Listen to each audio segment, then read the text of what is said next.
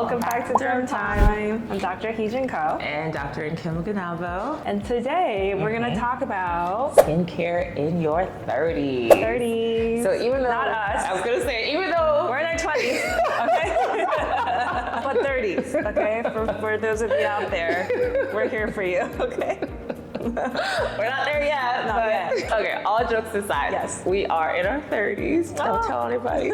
And so if you can believe it, right? I mean, okay. So this is going to be hopefully not just educational, but also very personal, because it's things that we've adopted that we feel like are helpful, and things that we recommend for people who are in their 30s and you know, embracing aging, but also want to look their best and optimize their skin. If you're interested in this topic, make sure to watch this full video and subscribe and share. And feel free to leave a comment too. We'll take those as well. But yeah, let's get started. Okay, so let's start by talking about what happens to our skin in our 30s. What's actually going on out there?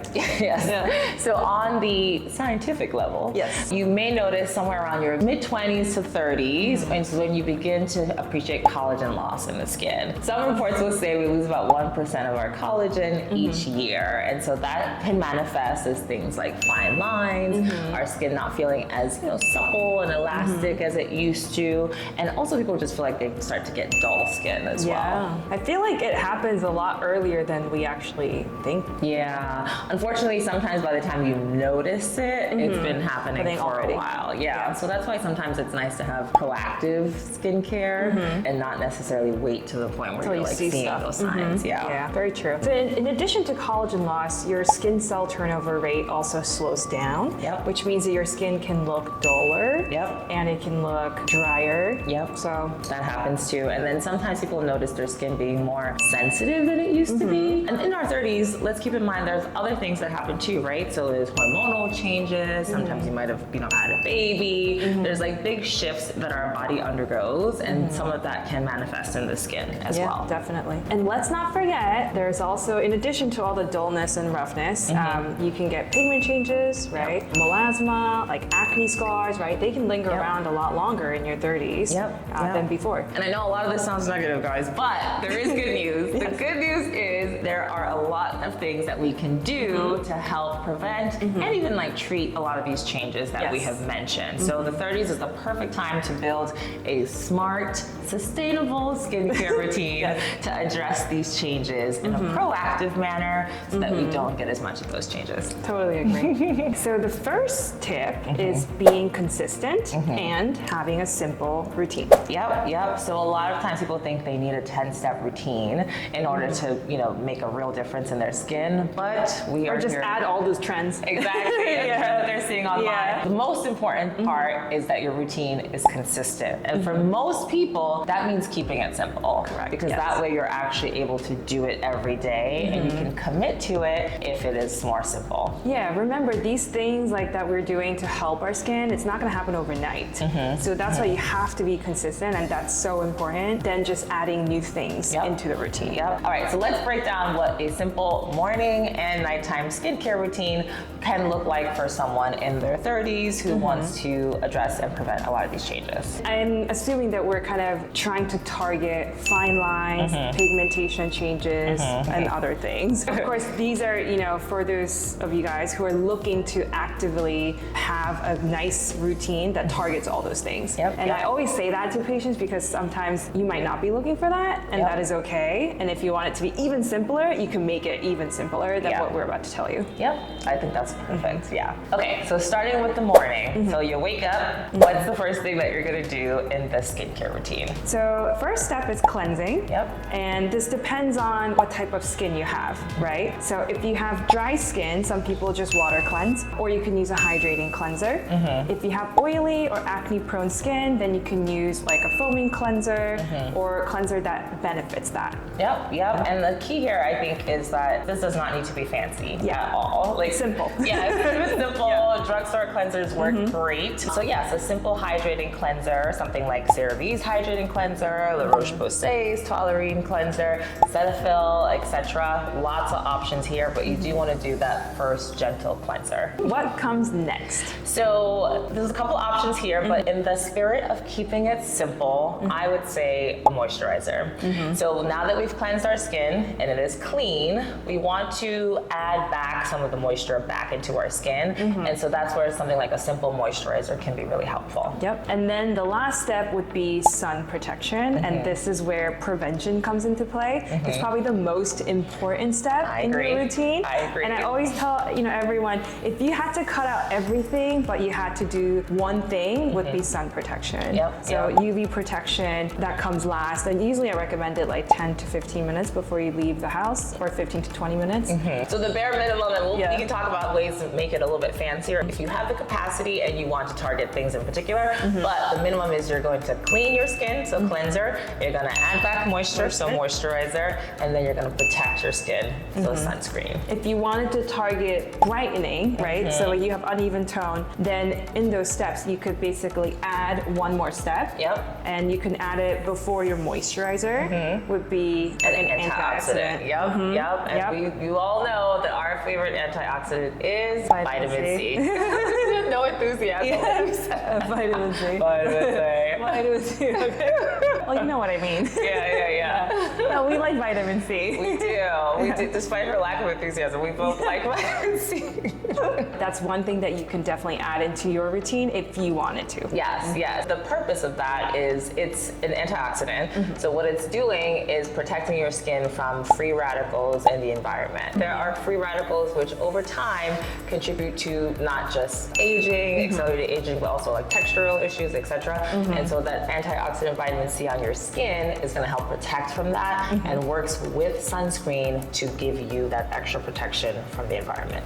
That's why it's perfect to do it in your morning skincare routine. Exactly. So that's going to be after the cleanser and before the moisturizer. So which vitamin C's do you like? Well, there's so many. There's so many. But if I had to pick one, let's say that's something budget friendly, so not too expensive, great for sensitive skin, then I would probably recommend Vanny Cream. Oh, that's a good Vitamin one. C serum. It's very nice. It comes out clear, like a gel, very lightweight, and it has THC ascorbate, so it's more of a stable form of vitamin C. So a lot of people tolerate it really well. And Vanny Cream is very well known for sensitive skin, and it's very affordable. I think I agree. My favorite high-end one would be SkinCeuticals, of course. CE Ferulic. It just has a lot of data behind it, so I feel very confident as a derm about the stability of the product and how effective it is. But my favorite, I would say, lower end one, there is a Korean brand called Dr. Althea, and they make a brightening serum that has vitamin C along with tranexamic acid. Oh, I like that one. It's really good. It's really good. But also, it's really affordable. Sometimes the hard part with vitamin C's for me personally as a dermatologist is the cost, right? Because I'm recommending it and I'm like, oh, sorry guys, it's really expensive. So I get really excited when I try affordable ones that I actually like. Because I'm like, great, I can recommend this. It's hard to find affordable ones that have vitamin C. But there are great ones out there. So now let's switch into the PM routine. So you've gone out about, maybe to work, maybe you just had fun, and then you're going back home, and now we need to do a routine to kind of get everything off our face and potentially do some treatments too. So what do you start with for your PM routine for someone in their 30s? Cleansing. Cleansing again. You gotta cleanse. Honestly, after wearing like sunscreen all day, tinted sunscreen or even makeup, like I always tell people, just wash it off right away when you come home. I don't like to leave it on my face, and I don't think it's beneficial to leave it on your face either. Just get everything off. So as soon as you come home and you're not leaving the house, you will cleanse. And there's a couple of options for cleansing. I usually recommend double cleansing. Doesn't mean you have to do it, but double cleansing, I definitely like it, especially if you're wearing that sunscreen, heavy sunscreen, tinted sunscreen, makeup. The first component of double cleansing where you use, cleansing oil-based balm, cleanser, melts away your makeup gently without being too harsh on your skin, and then you can follow up with a second hydrating cleanser. And any of those cleansers that we mentioned in the morning routine can be used in the PM. So you don't have to get like a completely separate cleanser. This is going to be like a multi-use product. But basically, you're just cleansing again in the evening. Do you have a favorite oil-based cleanser that you use for double cleansing? I do actually really like the La Roche-Posay one. I've tried, the yellow one? I keep going back to it. I would try other things. That's how you know it's good. If you keep going back to it, then you know it's good.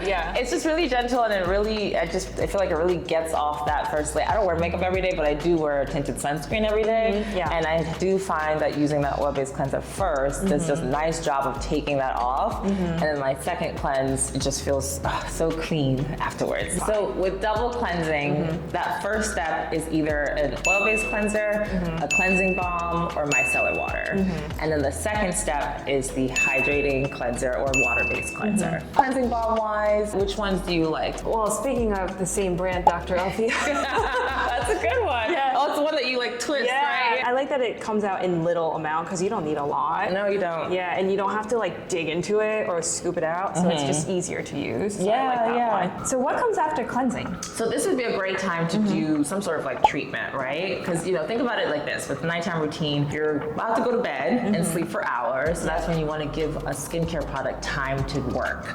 And so usually we would recommend some sort of retinol or retinoid. Yep. And what do those do? So basically, retinol is the over-the-counter version. Retinoids, other than adapalene over-the-counter, it's prescription, so much stronger. But they're basically vitamin A derivative, and they help with skin cell turnover, which we said earlier, that slows down when you get older. So it helps with that process, increases collagen production, also helps to even out tone. So it has multi-benefits, right? In addition to helping with acne. In the dermatology world, it's one of the most tried and true, like tested and studied ingredients to do all those things. We want to recommend a couple of accessible over-the-counter retinol products that you can consider. So there's so many of them. Do you have a favorite? I have a lot. I mean, let me start with one that I like, that I think is a little bit on the gentler side. Yes. Is from this Korean brand called Haru Haru. It has a mixture of retinol and bakuchiol. Oh. So it's a mixed serum that has 2 ingredients, and studies have shown that when you mix the 2, the bakuchiol helps to reduce the irritation from retinol. Oh. So bakuchiol, I'm sure you guys have heard of before, but it's basically a plant derivative that has a similar function to retinol. They don't work the same, but they give you similar benefits. And it's pregnancy safe. Yes, and it's pregnancy safe. One that I also really like is from Aven. So it's a drugstore product, but it's a Retronal. Yes. And I believe they have different percentages, but the one that I would probably recommend most is 0.1. That's a great product because it's not quite a retinoid, but it is a bit stronger than retinol. Right. And it's really gentle for a lot of patients that I recommended it to. They haven't had issues with irritation, and they have noticed improvement in like fine lines and texture and things like that. And I think it comes in different numbers, right? Strengths. Different strengths. So if you can always start with a lower percentage if you're someone with super sensitive skin. And then work your way up. Yes, exactly. What about for people who are more acne prone? What would you recommend in the retinoid category? Good news is there is a retinoid available over the counter. Yeah. It's called Adapalene 0.1%, and there's different. It's a brand that makes one. La Roche-Posay makes one, and I think there's a lot more generic, I think Neutrogena just came out with one too. So it's being made by a lot of brands, but you want to look for the Adapalene word. So what's the last step in the evening routine? So usually this is where you're gonna do something to help support the barrier. And so that for me, and what I tell most people, would be some sort of a moisturizer. Yes. What type of moisturizer though? Is there a specific one that we should be looking for? Yeah. Or does it matter? Honestly, when it comes to moisturizers, even for myself, I keep it simple. Yeah. I don't necessarily do like super fancy ones. I just want it to be moisturizing. Right. Often if you're sensitive, I'll tell people fragrance free.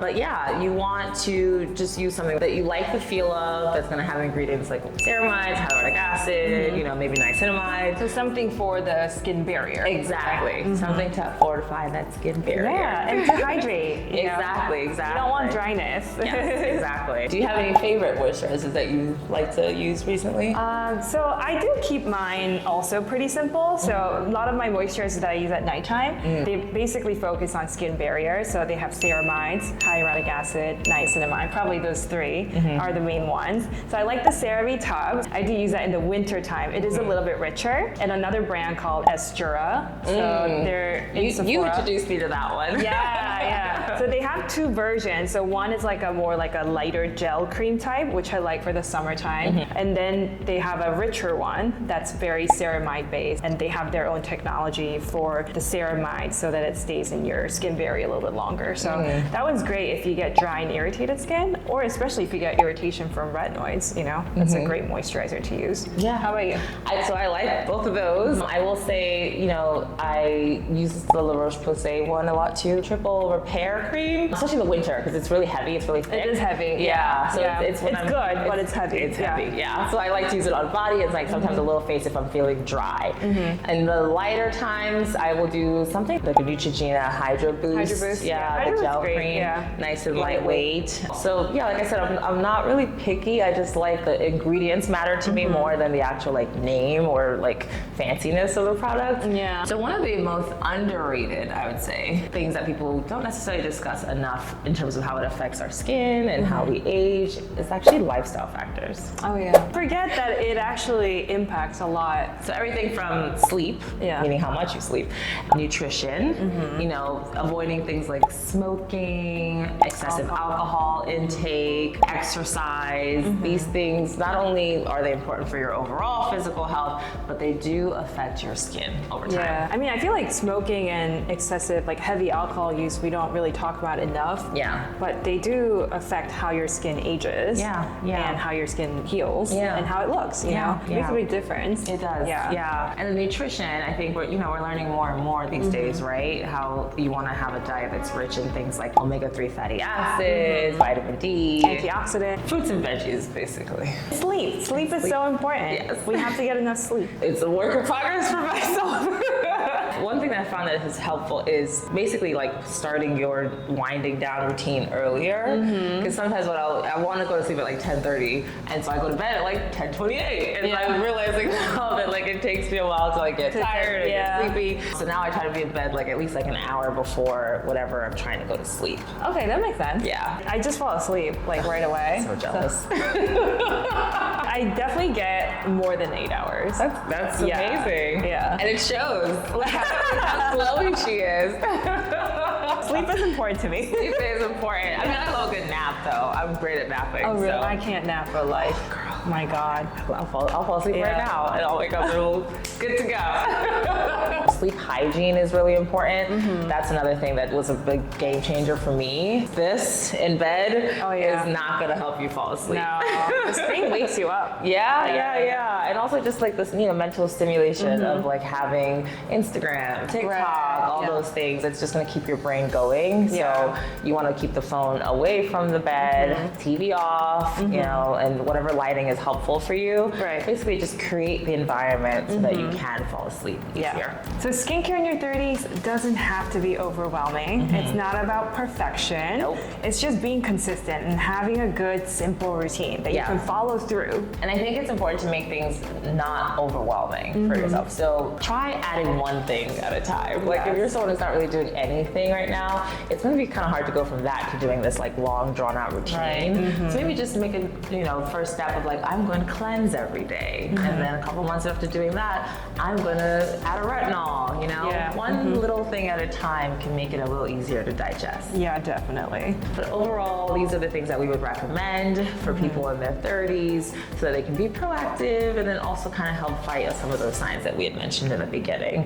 If you're interested in learning more about stuff like this, or if you want similar topics like this, definitely leave us a comment below. We'll read them. Yes, we'll read them, we'll respond, or ask any questions that you need to. Hopefully you enjoyed this video from two gals in their 30s.